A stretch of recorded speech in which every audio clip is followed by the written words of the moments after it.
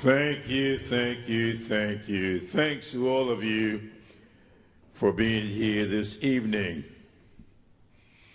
As I sat thinking about what I should say, I thought about 4 months from this evening when we will pause to celebrate the 250th birthday of this great country.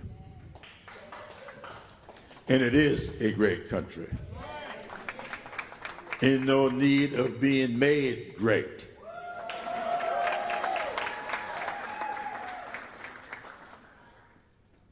And thinking about that birthday, I remember from my studies that little HBCU down in Orangeburg, South Carolina State, I remember from my studies a little passage written in a little pamphlet called The Crisis, when this country was trying to give birth to itself. Back in 1776. Watching what was going on in this country, which was divided, a man named Thomas Paine, who was not an American, who was visiting here from England, observing what was going on. And he sat down to write what he was observing. And he wrote these words: "These are times that try men's souls. Summer soldiers and sunshine patriots will, in the crisis, shrink from the service of their country, but he that stands it now deserves the love and thanks of man and woman, for tyranny, like hell, is not easily conquered. Yet the harder the conflict, the more glorious the triumph." Those words, written 250 years ago, are just as apropos tonight as they were then. We are living in a time that's trying the souls of this great country. And we have no sympathy, nor do we have any patience for summer soldiers or sunshine patriots, people who can stand for this country as long as the weather is right, people who love the country as long as things are going their way. What we need today is what we got back in February 2020. A man who saw this country at a crossroads, who brought himself into the fight, who came to South Carolina with full faith and confidence in these United States of America, who had been counted out by all of the pundits, but who kept saying, let's wait and see what happens in South Carolina.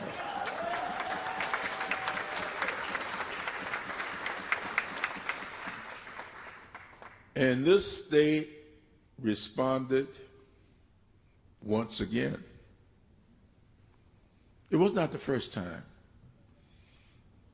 that this state delivered a winner to the Democratic Party. It was this state that did it for Bill Clinton. If you do not remember, now I can understand. I'm getting ready to celebrate the 47th anniversary of my 39th birthday. So I can understand if you all don't remember, but I remember. And I remember what we did in little old South Carolina for Barack Obama.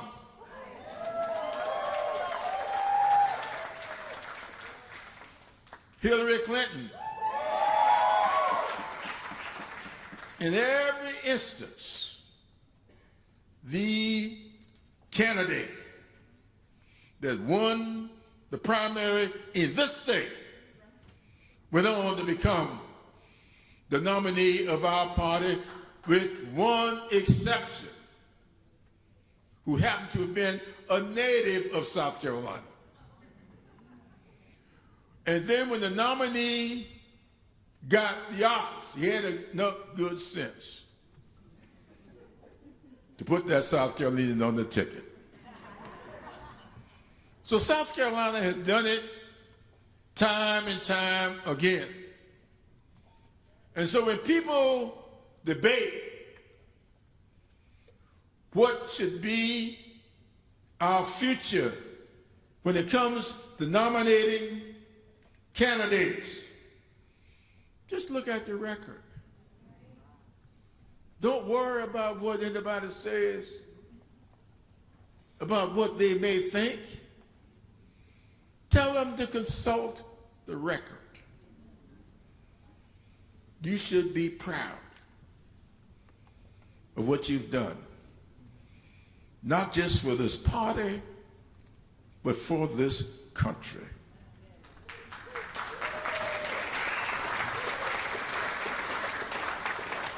Now, Joe Biden has been a friend of mine for a long time.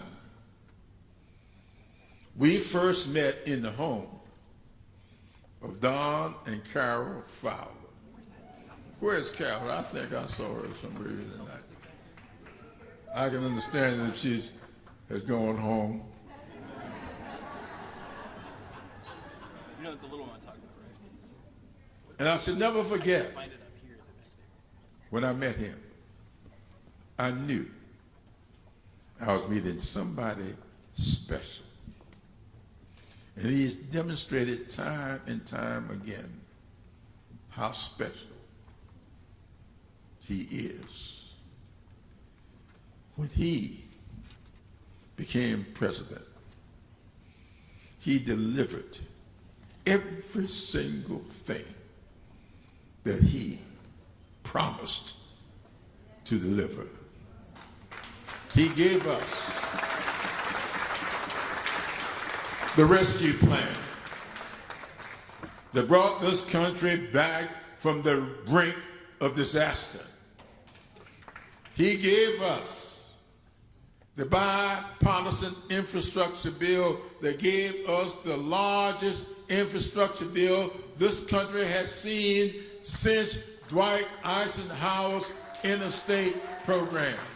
He gave us the Inflation Reduction Act that said to senior citizens, those on Medicare, we are going to cap your insulin costs at $35 a month. He gave us the program that said to our veterans that you who fought in the Vietnam War, who never got your full appreciation from this country, that we're going to go back and look at your records, and we are going to change the application of those qualifications. And I shall never forget, I was in Iowa in a little Baptist church. And I was about to take my seat.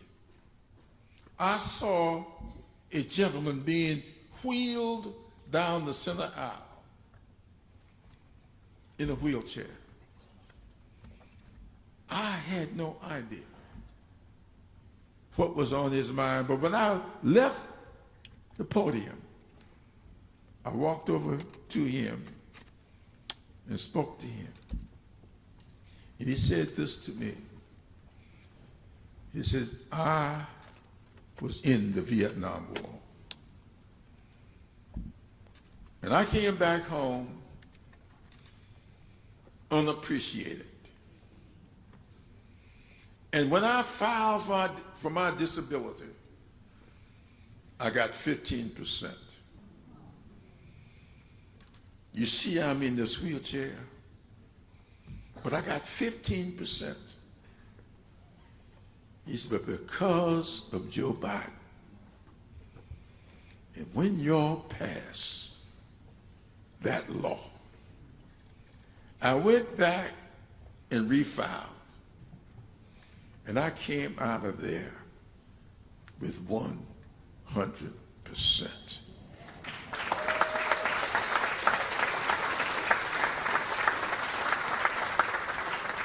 He says, Joe Biden didn't just move things forward. He reached back and got those of us who had been not treated fairly and brought us along with the rest of y'all. So that's why I asked this young man to wheel me in here today. That's what Joe Biden has been all about. Now, I said to President Biden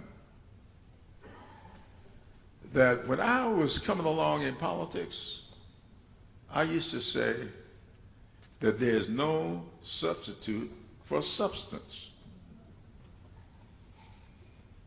But I've since modified that, because today there seems to be more emphasis placed on style than substance. For some strange reason, style trumps substance. And that is an intended pun. That's an intended pun. But those of us who love this country, those of us who are going to do the things that are necessary to help this country live out its true meaning, that all men and women are created equal, we know that substance matters. And we know that there is no American ever who has demonstrated through his service more substance, and I might add sustenance, than Joe Robinette Biden. Ladies and gentlemen, my friend, your friend, the man who knows us like we know him, Joe Robinette Biden.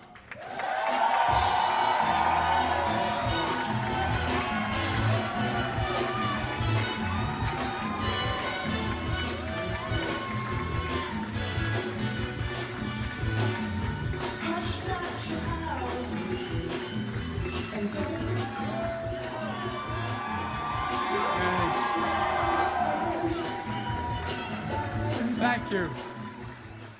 Thank you, thank you, thank you.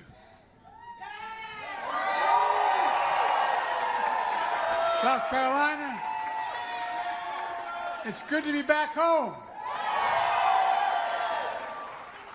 On my way down here, I was thinking about how South Carolina has played an incredible role in my career, long before 2020. You know, it started in 1972. I was the youngest man in American history ever elected to the United States Senate. When I was elected, I wasn't old enough to be sworn in. When I got elected to the Senate, it was tragically lost. I got a phone call when I was hiring staff in Washington. And the poor person from the volunteer fire company said, "You got to come home, there's been an accident." And told me that, and the poor kid, I felt badly. She said, "You got to come home. Your wife was Christmas shopping with your 3 kids. She's dead. Your daughter's dead. And your boys are not likely to make it." Well, South Carolina's Fritz Hollings and his wife Petsy wrapped their arms around me and supported me. And they were a big reason why I stayed in the Senate, because I decided, I said, they can always get another senator, but they can't get another father, mother. Well, Fritz put his arms around for real. He was a powerful senator then. Pulled me in with PT, and everything became history. I was the youngest person put on the most important committees of the Senate. They kept me engaged. And then almost 50 years later, another South Carolinian member of Congress saved me. You just heard from him, Jim Clyburn. No, this is not hyperbole. Jim has more integrity in his little finger than most people have in their whole body. Jim's a true public servant, as loyal as the day's long. Jim, you and Miss Emily were the best friends Jill and I could have asked for at that time. And thank you for the leadership of South Carolina Democratic Party, especially Crystal. You know, I don't know where you are, but I know you're there. There's so many friends here tonight to whom I owe such a deep debt of gratitude. Mayor Stephen Benjamin, you've been with me for a long time, Steve. And the people in Columbia, through thick and thin. Jamie Harrison. I knew you were good, Jamie, but when I got a call from Jim Clyburn and said, "I can tell you who should be the party chairman of the National Party," I really knew who you were. I said, "Yes, sir." Folks, I was asked 6 years ago on this weekend in this state, I came here. People in this room brought my candidacy for president back from the brink. A lot of pundits, people in the press, had given up on me. Do you remember that? I know I do. But you never gave up on me. You always knew that if I could just get this, I knew, if I just get to South Carolina, I mean sincerely, Franny was with me the whole time. If I could just get to South Carolina, I could win the nomination. And I knew if I won the nomination, I'd win the presidency, because I knew what Bill Clinton and Barack Obama knew before me. South Carolina picks presidents. Not a joke. Folks, when it matters, you were there for me. You believed in me. And I went on to know something else. You should know. I believed in you too. I believed in your judgment, your wisdom, your loyalty. I knew they'd never let me down.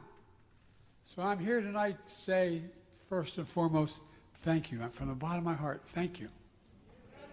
The Bidens love South Carolina. And by the way, I got one Biden with me tonight, Finnegan Biden. Where are you, Finny? My granddaughter. Anyway, Finnegan's here, and all the Bidens are here, but we kind of like the beach too, anyway. But folks, as grateful I am to all of you who've done for me, that night 6 years ago was a whole lot more than about me. That night, South Carolina put the Democratic Party on a path to victory. And 11 months later, I stood on the steps of the United States Capitol and took the oath of office as President of the United States of America. We have an expression in my home state. You go home with them that brought you to the dance. Well, you all brought me to the dance. You're my friends, and you brought me. I'll never forget that. I mean that sincerely. For 4 years, every day, I woke up determined to live up to the faith you placed in me. Committed to delivering on the promises I made to you. To fight for communities left behind. Treat all with dignity and respect. To give everyone a fair shot in to the American dream. As president, I didn't see America as a place where you demonize others. I mean it sincerely, from the bottom of my heart. I didn't see America as a place where some get ahead and others get left behind. I didn't see America as a place where to lift someone up, you got to hold someone else down. I didn't see America as a place that was big enough. I saw it as big enough, strong enough, big-hearted enough that everyone get an even shot. No one gets left behind. That's still the country I believe in. I mean it. And folks, with your help, I kept every one of my promises I made you. Let me remind you what we accomplished during that short time. I said when I was here in South Carolina, I said I'm going to appoint a black woman to the United States Supreme Court, and I told you, and we did it. I told you I was going to pick a woman as Vice President of the United States of America, and we did it. We generate the lowest unemployment rate for blacks in the history of America. 400,000 black children out of poverty nationwide. And across the country, we grew black business ownership at the fastest rate in over 3 decades. And by the way, I knew HBCUs were central to our education system. But HBCUs didn't have the endowments and the funds to build the labs and improve the campus infrastructure. That's why I got us to invest $16 billion in historically black universities. I mean it, $16 billion. And I signed, which I was so proud to do, the Emmett Till anti-lynching law to make lynching a hate crime for the first time in our nation's history. We pretended it didn't happen. Folks, the list goes on. We left the country better than we found it. Not only for black Americans, for every American. In the red states, in the blue states, in rural America, in urban America, and yes, Trump voters as well as Biden voters that promised every in America we'd give them a better shot. And we did. When I was president, we created over 16 million jobs in America. We had the lowest average unemployment rate in 50 years. In fact, my last year as President of the United States, 2024, we created just the last year, 2.2 million additional jobs. You know how many jobs Trump's created in his first year as president? 185,000 jobs. Total. That's it. Of course, it shouldn't be a surprise. Trump's the only president, other than Herbert Hoover, who had fewer jobs when he left office than when he came into office. That's a fact. And by the way, to see Trump give the State of the Union last night, is he still talking? I don't know. But folks, it's unbelievable. The guy talks for almost 2 hours, but never mentions the anniversary of Putin invading Ukraine. Never once. I spent a lot of time in Ukraine. And I've met with Putin more than any other world leader has. The incredible bravery of those people. Imagine how they feel, wondering, are we leaving them? We're walking away. He doesn't apologize. Think of this. I served for 8 years with Barack Obama and Michelle. He has not said a word, he meaning Trump, about the racist comments referring to him, how they wrote about Barack and Michelle. I'm not even going to repeat it. Think about it. Think about it. He doesn't mention Renee Good, Alex Petrie, who were killed by Minnesota ICE, in Minnesota by ICE, or offer even a word of solace to their families. He doesn't offer a word of support even recognition to Epstein's victims sitting in front of him during the entire time. He never acknowledged them. Folks, after fighting tooth and nail for a year and a half, we're the ones who beat Big Pharma and brought down prices. We, the Democrats. And despite Trump trying to claim credit, I was the guy who signed that law and wrote that law, brought those prices down. We're the ones who made insulin $35 instead of $400 on average. We're the ones who capped out-of-pocket expenses at $2,000 a year, no matter what they were, for seniors. We're the ones who drove health care costs down for millions of Americans. And yes, it was under my leadership that more people in America got health insurance coverage than ever before in the history of the United States of America.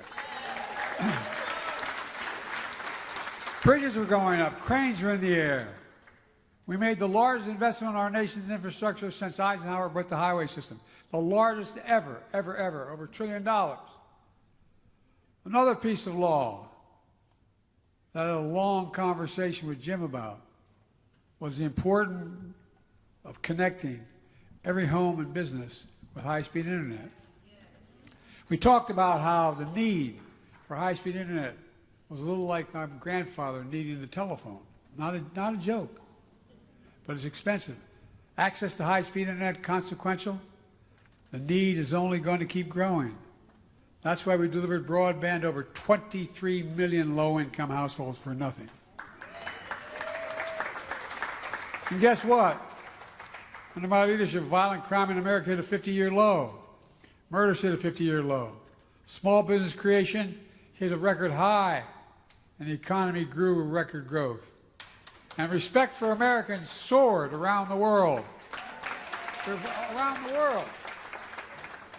Despite everything you read, despite the fact that COVID drove migration to record levels all around the world, the day I left office, border crossing into the United States were lower than the day that I entered that office inherited from Trump. He is, I won't say it. That's just a fact. On the day I left office, I handed Trump the strongest economy in the world. In the world. That's not hyperbole. That's a fact. America's meeting our responsibility to leave our children a better planet. Our allies knew they could trust us. You know, I'm getting pretty old. 40 times 2 plus a lot more. Well, I know more heads of state well than any president of the United States of America in all of history, just because I've been doing it so long. And folks, one more thing. The American knew they had a president who believed in, respected, and followed the Constitution.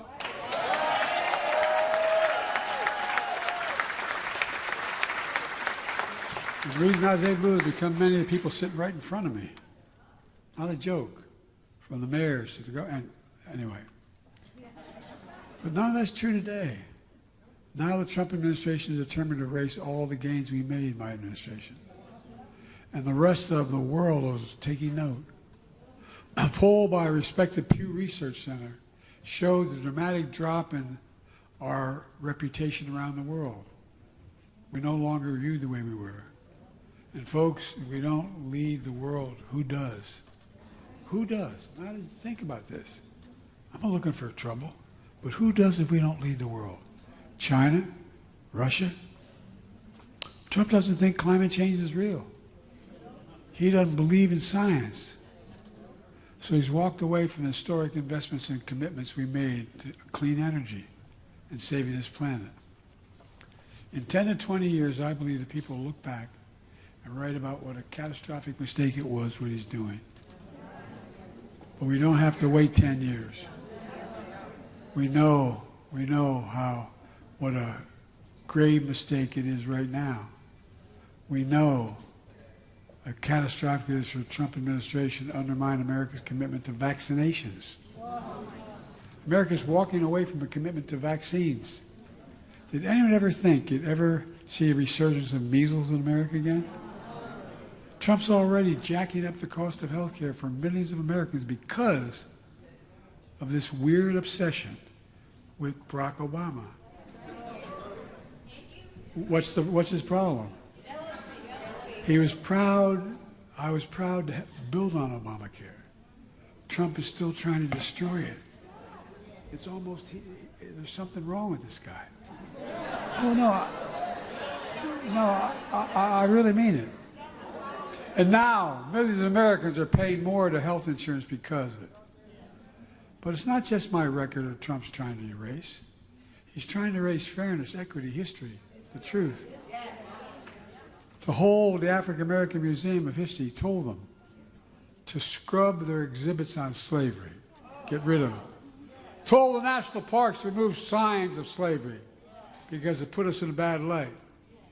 Told schools they stop their funding if they teach the truth about slavery. Told the Smithsonian Institute they too focused too much on, quote, how bad slavery was. Great nations don't bury the truth. They face it. And this is a great nation.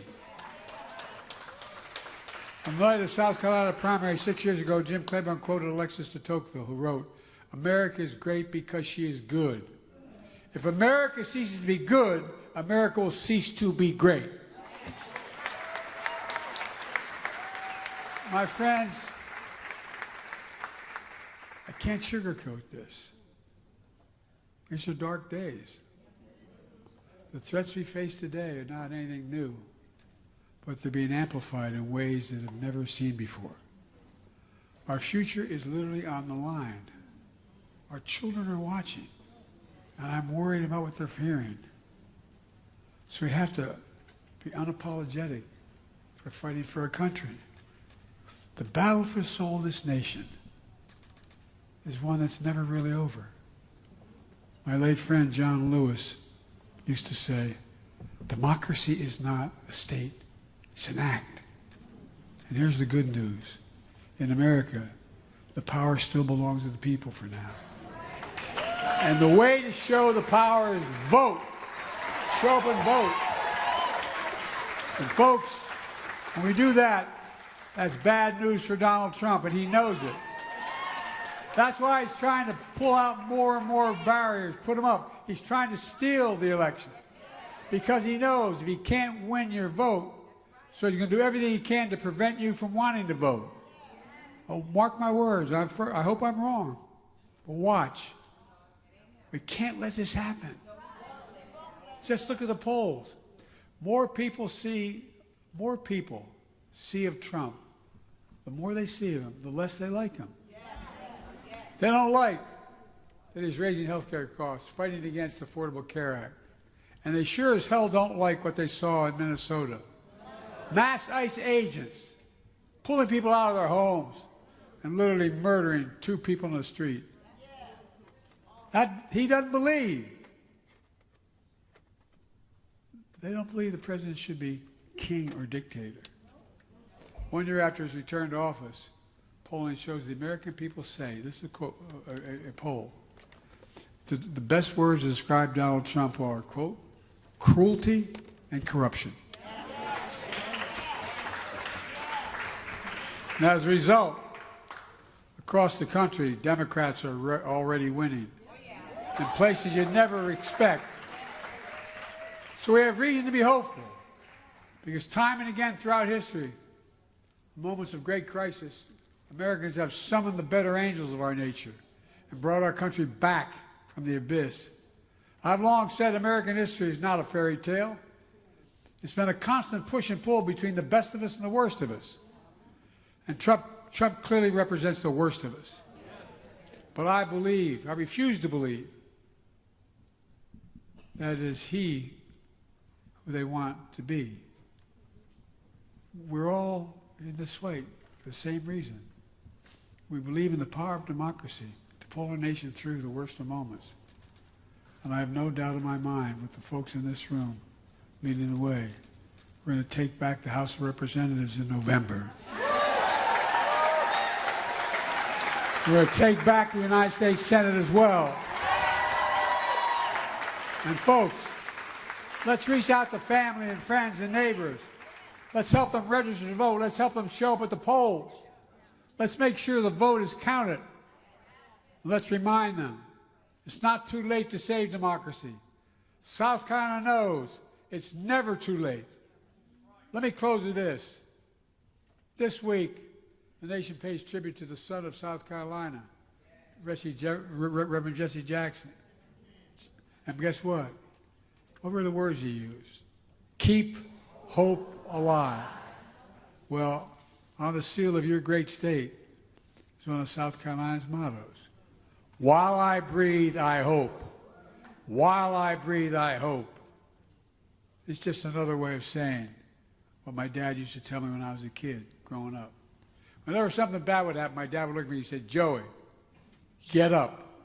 When you get knocked down, get up. Get up, boy. And folks, I don't believe the good Lord has taken you and me this far to leave us now. So to all of you who love our country, to all of us who are dismayed by the present state of the Union, this is my message to you tonight. There's no time. There's no time to give up. It's time to get up. Get up. Get up. Continue to fight.